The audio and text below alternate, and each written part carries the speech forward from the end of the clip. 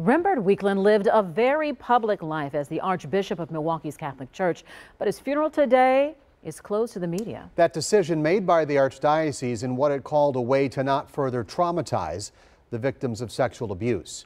Weakland admitted in his 25 years as Archbishop to moving abusive priests to new assignments, shredding evidence and complaints against those priests, and then using $450,000 in church money to silence a male lover who later accused Weakland of date rape. Katie Crowther joining us now live from the Cathedral of St. John the Evangelist in downtown Milwaukee. And Katie, you spoke with people, though, who attended the service and others standing outside against it.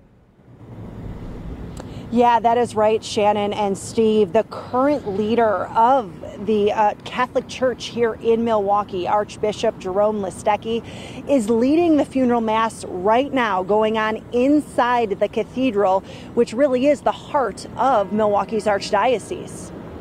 It's a embodiment of how little has changed in the Catholic Church. There's too much passivity, there's too much enabling. Chris O'Leary is a survivor of priest abuse. So this is me. He found out there was going to be a public funeral for former Archbishop Weakland and drove from St. Louis to stand outside of it with this sign: "What about survivors?"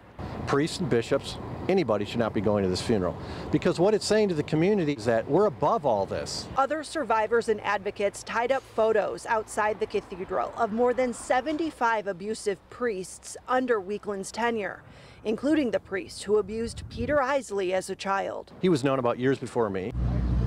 They also displayed posters showing young clergy abuse survivors with the message "Stolen Bodies." It should have been a private funeral, and it could have easily been done. He's going to go to Pennsylvania and be buried, so do it there. Yet dozens of people and priests attended Weakland's funeral service. Just to pay my respects, we used to come here every Sunday. I received communion every week from Archbishop Weakland. He was always kind. I remember him as being a good person. We all know the controversies, and today I thought I'd look past that. I kneeled and I prayed. I asked God to forgive him for what he did or what he didn't do. An hour before the funeral, the Archdiocese changed course, deciding not to allow media inside, saying it wants to reduce additional pain sexual abuse survivors may experience. In response to questions about this public funeral mass, the Archdiocese says it is not a glorification of a person's life, but rather an act of mercy for the dead.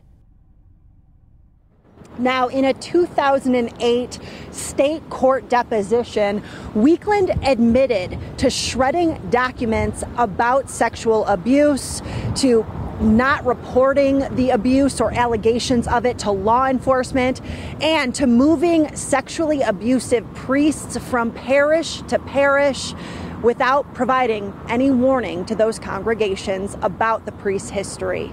For now, reporting live downtown, Katie Crowther, TMJ4 News.